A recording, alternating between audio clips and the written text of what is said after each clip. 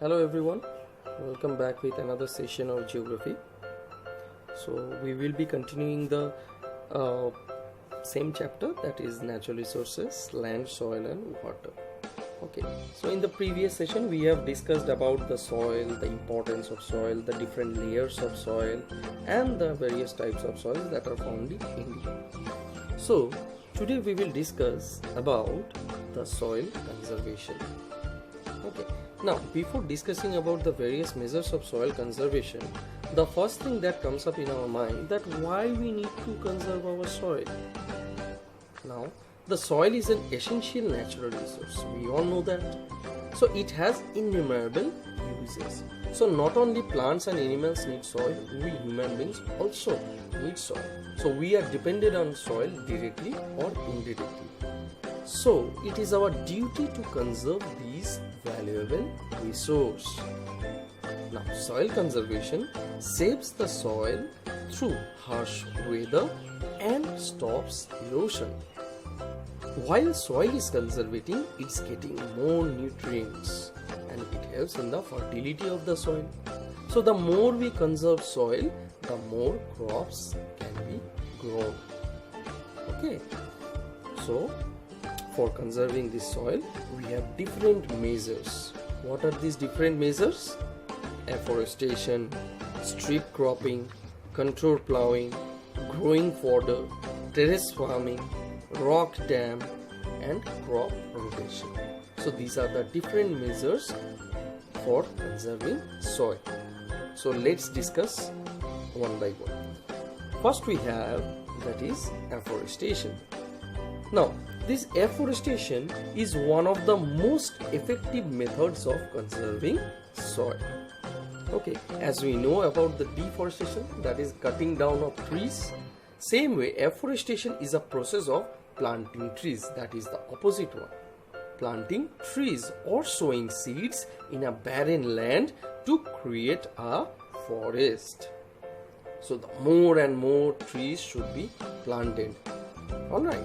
So this afforestation also helps for restoration of plants and animals for the next generation. Yes, so they not only help us, but it helps for the future generation also. It brings proper rain. So it prevents soil erosion from heavy rains, and it also helps to check the wind movement and also protect the soil cover in the coastal and dry areas. These are known as shelter belts. Okay, so this afforestation is very effective one.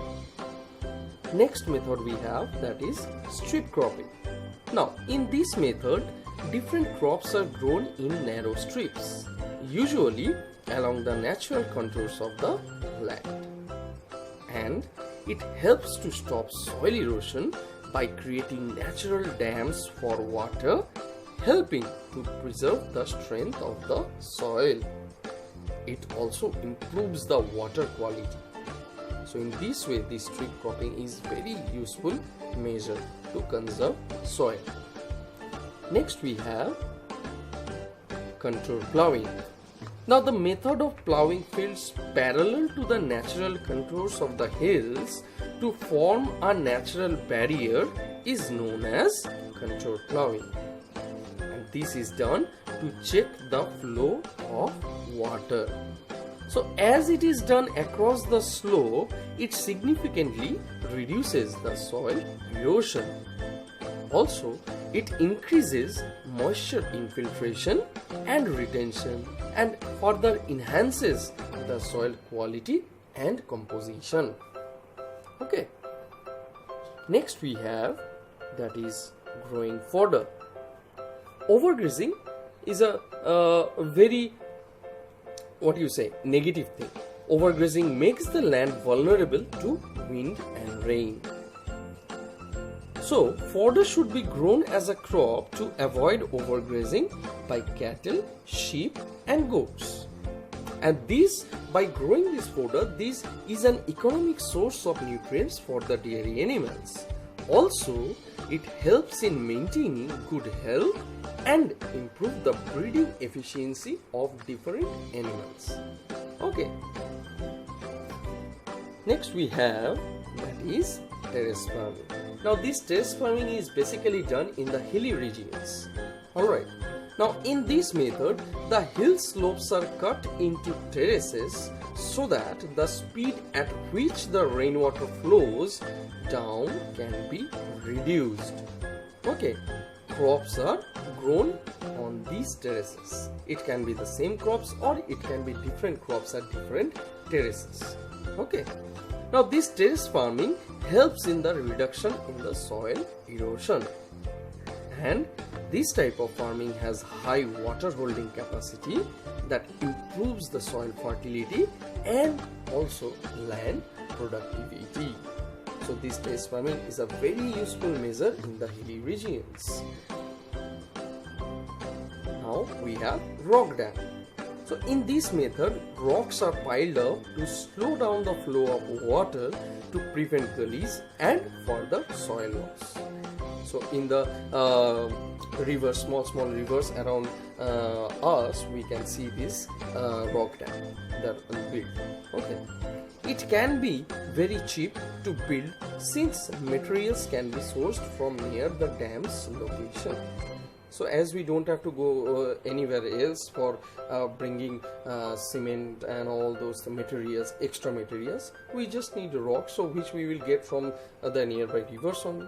So we can accumulate those rocks in a particular place where we want to make these dams, and we can easily put it in proper place. Okay, and we don't have to bring anything else. So basically it is very cheap in accordance to the other things those are necessary. So this type of dam can also be suitable in areas that don't have the best conditions for deep foundation, that is those cemented dams and big dams. So the areas where there is no such foundations, we can use this rock dam in those areas. Alright, next we have, that is crop rotation.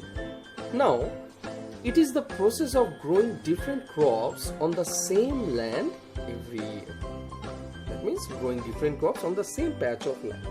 Now you see, different crops need different minerals, isn't it? So if the same type of crop is grown every year, so it may exhaust any one type of nutrient from the soil. So that's why this method is very much effective. Now this method prevents the loss of any particular nutrient from the soil, and thus maintains the fertility of the soil. Okay, and gardeners and farmers do not need to let their field lie fallow. Alright, now if the same crop is grown in the same patch of land year after year, so it may it may exhaust the fertility of the soil. So that's why these different crops are grown in different patch of land, and it is useful for the gardeners and farmers also. So these are the effective measures for soil conservation. I hope this session helped you a lot. So see you in the next session. Bye bye.